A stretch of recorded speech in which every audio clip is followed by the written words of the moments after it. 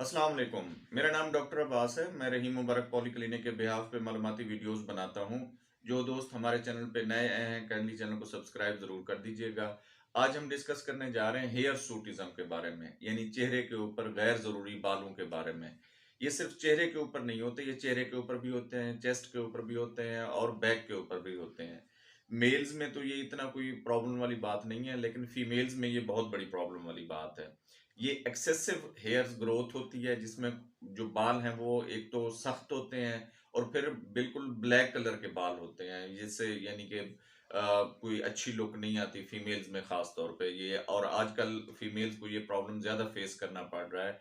वो हम डिस्कस कर लेते हैं कि ये फेस उनको ज्यादा क्यों करना पड़ रहा है फीमेल्स को, इसकी ट्रीटमेंट क्या है और प्रिवेंशन के तरीके क्या है इसके। तो पूरी वीडियो को देखिएगा ये जानने के लिए।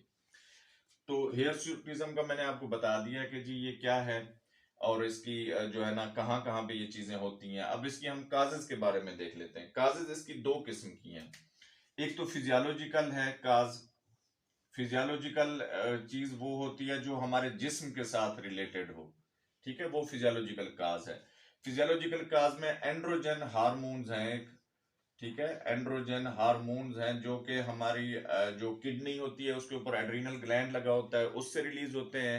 या फिर फीमेल्स में ओवरी के ऊपर जो ग्लैंड ओवरी है वो रिलीज करती है हार्मोन्स को, ठीक है, उसकी वजह से ये होते हैं। उनमें एक्सेसिव जो है ना स्टिमुलेशन हो जाती है, एक्सेसिव सिक्रीशन उनकी हो जाती है, जिसके ऊपर वो फिर चेहरे के ऊपर बाल नजर आना शुरू हो जाते हैं, ठीक है।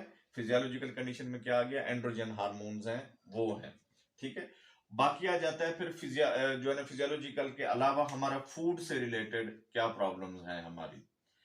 अच्छा, आजकल जैसे हम जंक फूड ज्यादा यूज करते हैं, अब हमारे यानी कि रूटीन भी यही हो गई है कि क्योंकि एक तो वो इजीली अवेलेबल है, कोई यानी कि फूड पार्टनर पे ऑर्डर किया आपका फूड आ गया, ठीक है। दूसरा फिर ये है अगर घर में भी आप बनाते हैं तो इजी टू कुक है वो, ठीक है, जिसमें आ जाती है आपकी वाइट ब्रेड, ठीक है। वाइट ब्रेड हर वो ब्रेड जो कि मैदे से तैयार होती है, ठीक है, जिसमें आपके पिज्जे की ब्रेड आ गई, आपके बर्गर की ब्रेड आ गई, इसी तरह जो है ना शॉर्मा की ब्रेड आ गई, ये वाली सारी वाइट ब्रेड है, ठीक है।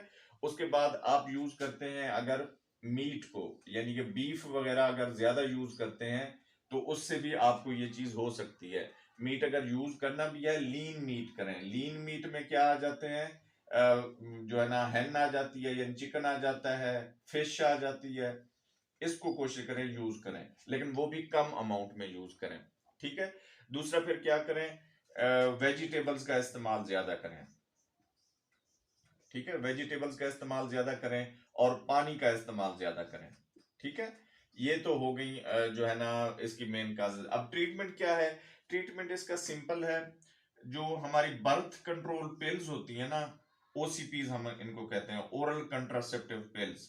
बर्थ कंट्रोल पिल्स जो होती हैं वो इस्तेमाल करनी पड़ती हैं, ठीक है।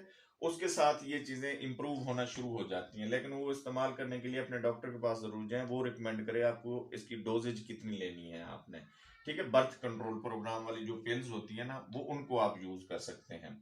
उसके बाद आप जो दूसरा यानी कि एक तो आपको जो है ना पता चलना चाहिए कि इसकी काजेज में पीओसीज हैं, पीसीओज, सॉरी पीसीओज, ठीक है। पॉलीसिस्टिक ओवेरियन सिंड्रोम एक डिजीज होती है जिसमें क्या होता है कि जो आपकी ओवरी है ना उसके अंदर जो है ना वो बन जाती हैं, रसोलियां बन जाती हैं, या मल्टीपल रसोलियां बनने की वजह से वहां पे वो फिर हार्मोन्स को ज्यादा रिलीज करते हैं, ठीक है। अगर आपको डायग्नोज्ड केस है पॉलीसिस्टिक ओवेरियन सिंड्रोम का, तो उसमें फिर आपके चेहरे के ऊपर बाल ज्यादा उग सकते हैं, ठीक है। ये तो फिर आप गायनाकोलॉजिस्ट के पास जाएं, वो आपको रिकमेंड करेगी जी आपने कौन सी मेडिसिन यूज करनी है इसके लिए।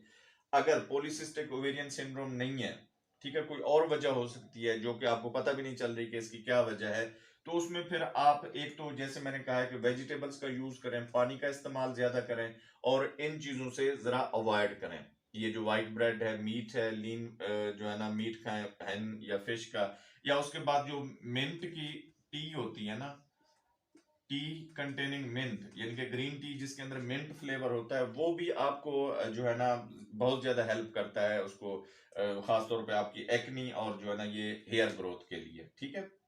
उसके बाद क्या करते हैं, या तो फिर आप जो है ना इलेक्ट्रोलाइसिस एक प्रोसेस होता है, जो है ना जो कि हम क्लिनिक पे करते हैं। जो आपका कॉस्मेटिक सर्जन होता है या कॉस्मेटिक फिजिशियन होता है वो करता है इलेक्ट्रोलाइसिस, यानी कि ये इलेक्ट्रिक्यूशन के जरिए जो है ना आपके हेयर्स को रिमूव करते हैं। या फिर उसके साथ क्या आ जाता है, लेजर हेयर रिमूवल। ठीक है, लेजर हेयर रिमूवल जो है ना वो भी एक रोल प्ले करती है इसमें। ठीक है, लेकिन ये बात जहन में रखिएगा, ये वाली ट्रीटमेंट्स जो हैं ये उनके ऊपर कारगर हैं जब आपको ये वाली डिजीज नहीं है। अगर खुदा ना खास्ता ये वाली डिजीज पॉलीसिस्टिक ओवेरियन सिंड्रोम है तो पहले उसको ट्रीट करें। अदरवाइज ये बेस लाइन पे अगर ये रहेगी तो ये इसके यानी कि कोई इतना बेनिफिट आपको नहीं होना। ये फिर दोबारा से ग्रोथ कर जाएंगे हेयर जो है अनवांटेड जगहों पे। ठीक है, तो पहले इसको ट्रीट करें, अगर कोई और हार्मोनल प्रॉब्लम है तो उसको ट्रीट करें। अगर उसके बाद जो है ना ओरल कंट्रासेप्टिव पिल्स यूज करने के बाद आप देखते हैं कि जी अभी थोड़ी बहुत हैं चीजें जिनको इम्प्रूव होना चाहिए, तो फिर आप इन ऑप्शंस की तरफ जा सकते हैं। उम्मीद है ये मालूमाती वीडियो आपको पसंद आई होगी। हमारे चैनल को लाइक, सब्सक्राइब और दोस्तों के साथ शेयर जरूर कीजिएगा। शुक्रिया।